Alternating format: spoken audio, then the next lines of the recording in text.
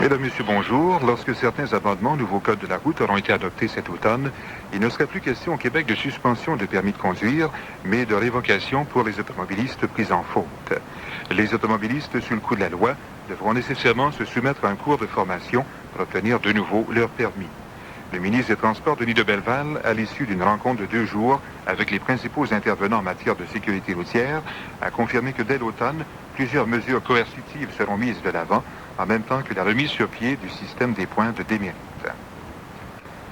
Les membres de l'Union internationale des ouvriers du vêtement pour dames ont demandé officiellement hier l'aide de la FTQ pour faire annuler le scrutin en cours depuis mardi sur l'entente de principe intervenue la semaine dernière entre les dirigeants de cette union et la Guilde des manufacturiers.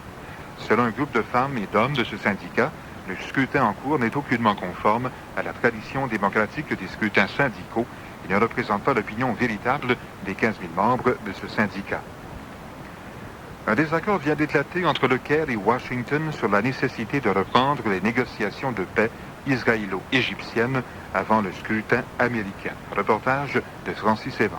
Alors que le président Sadat vient de proposer au premier ministre Begin de tenir un sommet tripartite sur le processus de paix au lendemain des élections américaines et de suspendre entre-temps les pourparlers israélo-égyptiens, le département d'État américain vient de suggérer au contraire de poursuivre les négociations.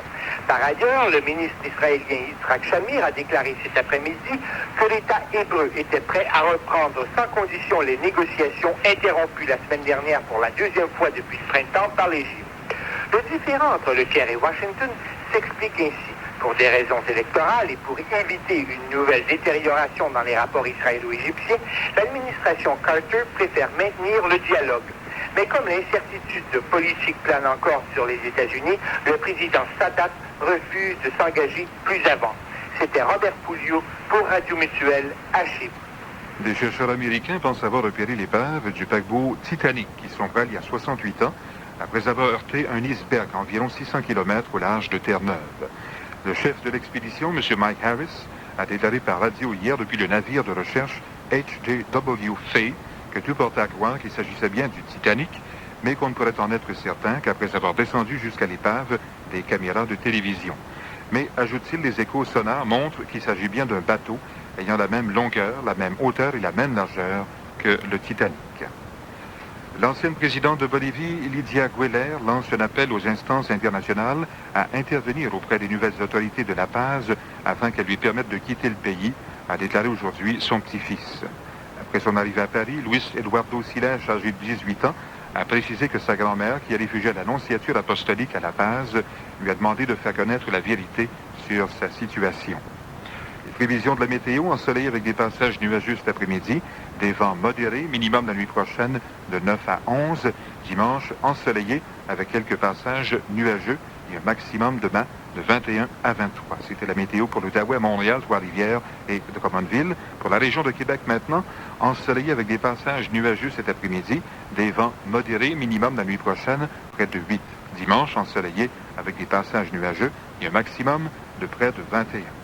Ici, Radio Mutuelle, information.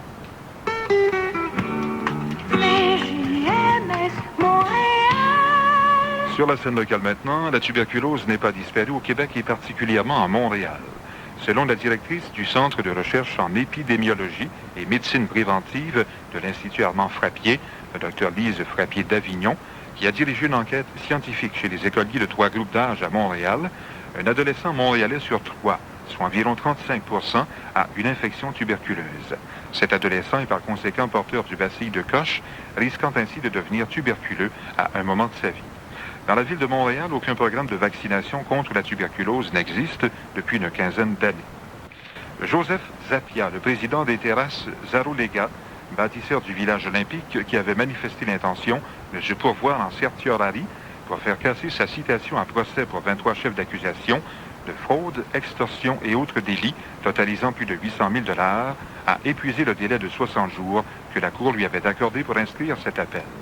Il devrait donc se présenter devant les assises dès le début de septembre prochain pour subir son procès.